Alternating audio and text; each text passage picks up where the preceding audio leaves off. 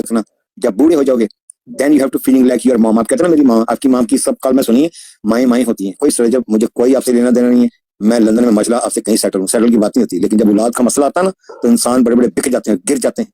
तो तुम्हारे में मैंने जो अकड़ देखी है ना, खुदा के सामने झुको, ये तुम्हारी हर चीज मिस्टर जब गलत है कभी सजदे में जाकर रो के देखना, अपने खुदा से दुआ करके देखना, अल्लाह मैं गलत हूँ तो मुझे माफ कर दे। तो क़यामत वाले दिन मैं पूछूंगा आपने अपने बेटे के साथ, बाकी मैं किसी का नहीं कहता, ये बेटे के साथ किसने, जब तुम्हें क्वेश्चन करना है ना फ्रंट ऑफ द फेस, मेरा बाप तुमने क्या किया। तुम कैसे बाप हो जिसे अपने बेटे की परवाह ही नहीं है। बच्चा पैसे और परफ्यूम से खुश नहीं होगा बल्कि तुम्हारे साथ से खुश होगा।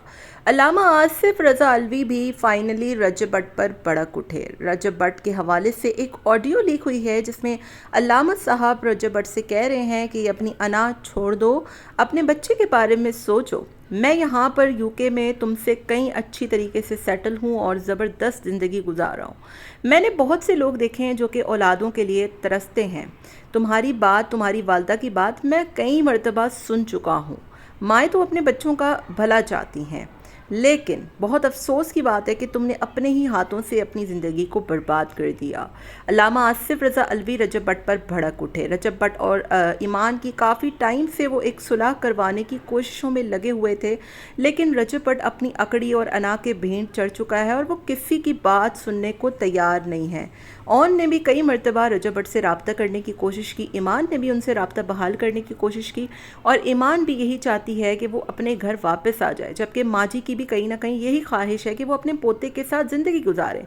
लेकिन ये सारी अकड़ी और अना रजब भट्ट की है। वो नहीं चाहता कि वो ईमान को वापस लेकर आए। अल्लामा साहब ने रजब भट्ट के दोस्तों को भी ठीक ठाक सुनाई और कहा कि ये दोस्त यार एक वक्त तक साथ रहते हैं, कल इन्हीं दोस्तों की जब शादियां और बच्चे हो जाएंगे ये तुम्हें पूछेंगे भी नहीं। एक ज़िंदगी गुजारने का अल्लाह ताला ने तरीका बताया है। अल्लाह ने तुम्हें इतनी बड़ी नेमत से नवाजा, अपना बेटा दिया, लेकिन इसके बावजूद तुम दोस्त यार और लोगों की बातों से सुन सुन कर उनको छोड़ चुके हो। तुम्हें शर्म आनी चाहिए कि तुम अपने बेटे के लिए कुछ भी नहीं कर सके। कल को यही बच्चा जब बड़ा होगा और देखेगा कि मेरा बाप दुनिया का इतना बड़ा इंसान था लेकिन वो अपने बच्चे के लिए कुछ ना कर सका, तो आपको लगता है कि वो आपके लिए कभी दुआ करेगा या आपको अच्छे अल्फाज में याद करेगा। ज़िंदगी बहुत ही मुख्तसर सी है, लिहाजा इसे अना रंजिशों और अनाओं में ना गुजारें। जाएं अपने बेटे को घर लेकर आएं और इस चीज़ों को छोड़ दें। ज़िद और अना के भीड़ अपने रिश्ते को मत चढ़ाएं। अल्लामा साहब ने रजब भट्ट को ठीक ठाक सुना डाली और जो इतने टाइम से एक कंट्रोवर्सी चल रही थी सोशल मीडिया पर, उसके हवाले से भी रजब भट्ट को उन्होंने काफ़ी ज़्यादा झंझोड़ा है और बहुत कुछ उन्होंने उनको सुनाई है।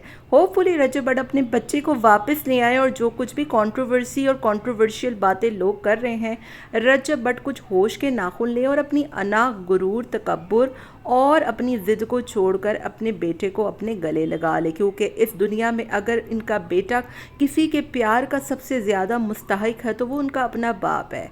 रही बात दोस्त यारों की, तो आपके दोस्त कभी नहीं चाहेंगे कि आपका घर बन सके, क्योंकि वो तो यही चाहेंगे कि आपका सारा वक्त, रुपया, पैसा दोस्तों पर ही लगे। अपनी वाइफ, अपने बच्चे के लिए आपका ना वक्त निकले और ना ही पैसा।